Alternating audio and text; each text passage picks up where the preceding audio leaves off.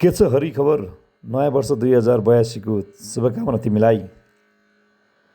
ठिकै छ राम, मेरो खबर तिमीलाई नि नयाँ वर्ष 2082को शुभकामना। कस्तो गर्यौ त कोशी र लुम्बिनी प्रदेशको परीक्षा हरि? ठिकै भयो राम, तयारी नि थिएन। तिम्रो कस्तो भयो नि?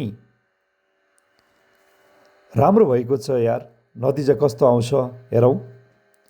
तिमीले त केयर काठमाडौँमा तयारी कक्षा लिएको है साँच्ची?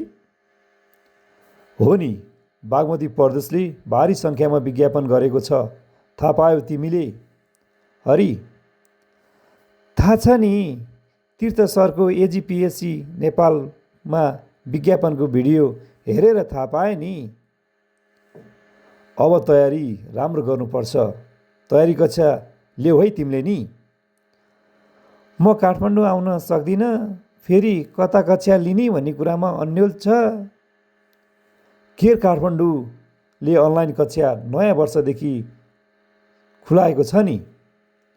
हो र, तयारी कक्षा सञ्चालन गर्ने धेरै छन् इन्स्टिच्युटहरू, कता लिँदा ठिक होला?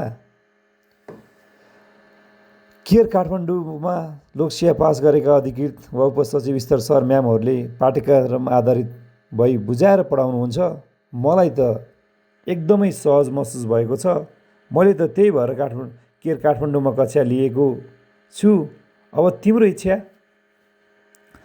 पछिल्लो समय केयर काठमाडौँमा तयारी गरेका दाइ दिदीहरूले पनि धेरै नाम निकालेको सुनेको छु। समयमा नि धेरै छैन बागमती तयारी गर्न। फिस कस्तो छ त्यहाँ फेरि? एफोर्डेबलै छ हरि। थप जानकारीको लागि केयर काठमाडौँमा आफै सम्पर्क गर न। अब तयारी हामीले व्यापक गर्नुपर्छ है। हुन्छ राम, जसरी पनि नाम निकाल्न छ यार। घरकाले कति तनाव दिइसकेका छन्। अब आजैदेखि कक्षा लिन्छु म केयर काठमाडौँमा। हुन्छ, मिलेर अध्ययन गरौँ अनि सँगै नाम निकालौँ। हुन्छ, सँगै सरकारी जागिर खानुपर्छ है। आजैबाट केयर काठमाडौँको अनलाइन कक्षा लिई तयारी सुरु गर्छु अनि म निजामती कर्मचारी बन्छु नि।